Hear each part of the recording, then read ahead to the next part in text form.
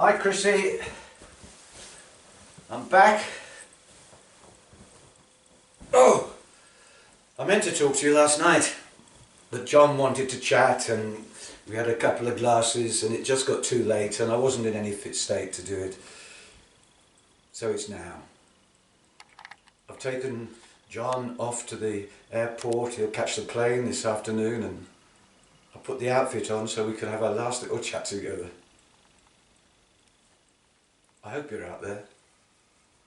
I mean, you believed it, didn't you? You believed all that mumbo jumbo that the vicar was spouting, all that idea about life after death and the resurrection, and she's not died, she's just gone into another room. Well, like bloody hell you've gone into another room. I mean, if you'd gone into another room, we'd both be sitting there, we'd both be drinking whiskey, we'd both be laughing at that stupid hat that your sister wore and how fat her kids have got. But you're not in another room. It's just me. But then it's been me for quite a while, hasn't it? I found your letter yesterday. John and I were in the car on the way to the church and you knew I'd find it. That's why you put it in the inside pocket of this stupid jacket. You knew I wouldn't wear it before the day. Started to read it, but I had to stop. I didn't want John seeing me cry so much. And anyway, I thought we could do it now. Now, while I'm here and I've got a bit of Scotch courage, we can do it together.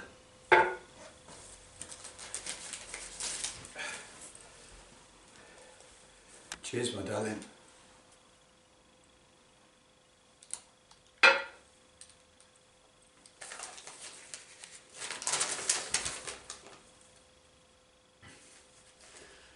My dearest, darling husband, it's a bit of a bummer, isn't it? All those things we were going to do together, all the places we were going to go together. I'm sure we'll still do some of them, but let's not beat around the bush. This thing's going to kill me, and we have no idea how long it'll take. So I thought that while I was still reasonably compos mentis, I'd write you this little letter. It's a little love letter. A little thank you letter. A little take care of yourself letter, and sadly, a goodbye letter.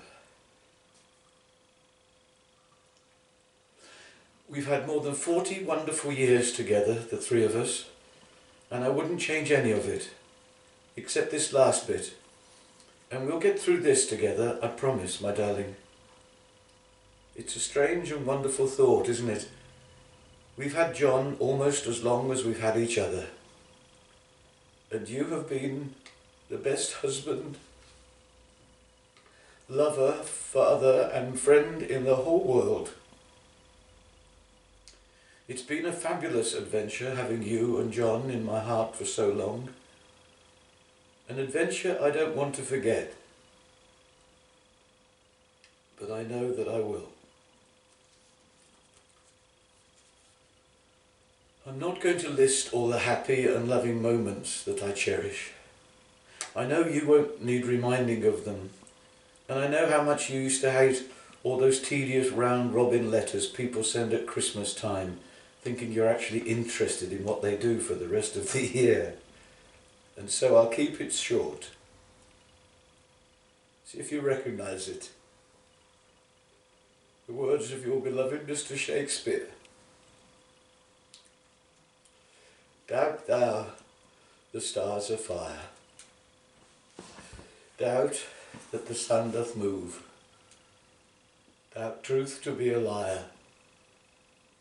But never doubt I love you.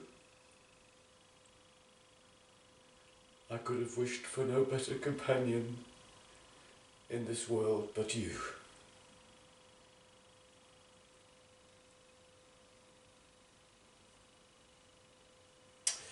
I hope you've coped all right, and I hope you weren't too rude to anyone at the funeral, especially the vicar. I know how you feel about the church. It's the one big thing we agreed to disagree on, isn't it?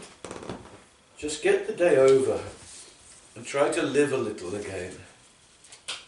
Perhaps you can start by having a large whiskey or two when you're on your own. And of course, I've written a little list of things I don't want you to forget. 1. Don't forget to eat 5 portions of vegetables and fruit every day. 2. Don't forget to exercise, at least walk briskly every day. Don't forget to be nice to people, and they'll be nice to you. 4. Don't forget that the colour green doesn't suit you. 5.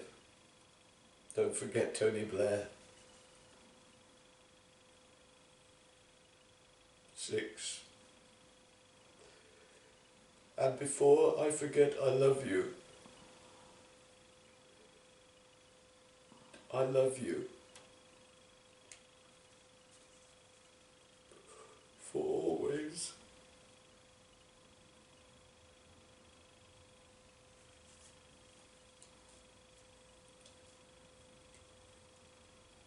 I've written another letter for John. You'll find it in my jewellery box, with 2 gold lockets for little Lizzie and Chrissy. Give them all a hug and a kiss.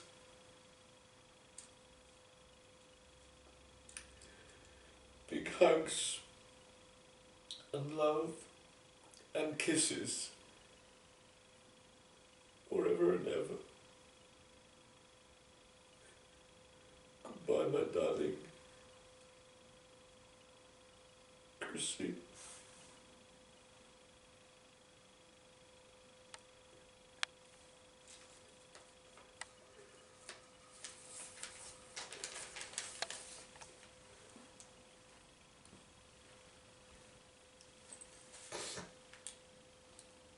I miss you, Chrissy.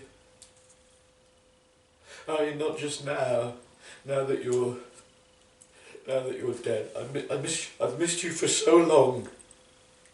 Almost years. I mean, that shambling wreck of a creature that you became wasn't the Chrissy that I fell in love with. The Chrissy that I danced with, that John and I played games with. The Chrissy that I made love to. No, you slipped away from me. A bit at a time. Until there were no bits left. I've no idea where you went. You just went. They told me that the worst day would be when you finally didn't recognise me, but they were wrong, Chrissy. My heart broke on the day I realised that I didn't really recognise you anymore. Oh, you were still looking physically pretty well the same, still so beautiful with your beautiful long hair. But the light had gone. There was no joy, no sparkle. And I combed your hair, and I stroked your cheek, I held your hand. I kissed you over and over again, and I kept telling you I loved you, because I do, I always will. And I know it was you that was dying, I know it was you that was in pain, but just sometimes I needed you to squeeze my hand back, needed you to tell me that you knew that I loved you, and that you loved me. I started to sing our song. Remember that stupid French song that we heard in Paris all those years ago? La mer, la la la la la. I never learned the rest of the words. Don't think anybody knows them. Then you heard me starting to sing it. And you stood up. You started to sway, you started to dance. You smiled, and I thought, she's still there. My Chrissy, she's not gone away altogether, she's still there. And I stood up and I put my arms around you and I kissed you to dance with you, and you just pushed me away. You hadn't remembered it at all. It was just some horrible knee-jerk reflex reaction.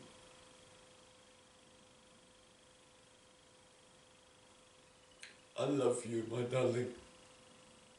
I love you more than anything in the whole world, and I always will. And I know that you didn't mean to leave me. I know you didn't want to leave me, but that's what happened. And I know you loved me. You loved me as much as I love you, but what I could never get over, and I still can't understand, is you loved your God. And you kept, as long as you were sort of understandable, you kept loving your God. And he didn't give a toss about you, did he? Or me, or John, or the kids.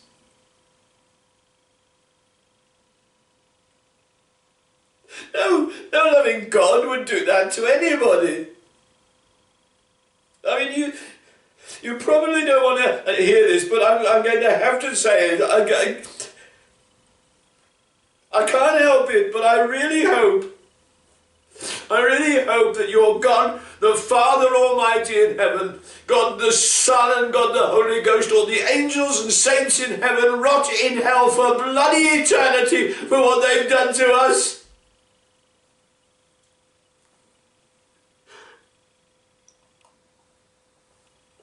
I'm sorry.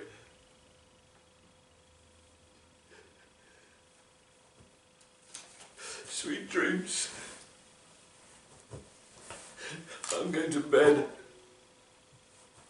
with my new best friend.